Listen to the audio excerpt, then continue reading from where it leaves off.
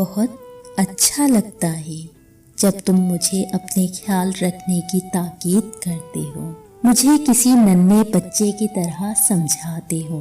बहुत अच्छा लगता है जब तुम मुझ पर अपना हक जिताते हो और मुझसे कहते हो कि तुम मेरी हो।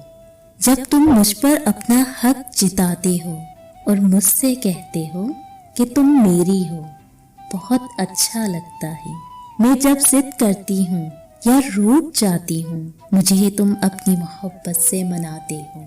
बहुत अच्छा लगता है तुमसे तुम्हारी मोहब्बत का इकरार सुनना, जिसे मैं अपना हक समझती हूँ।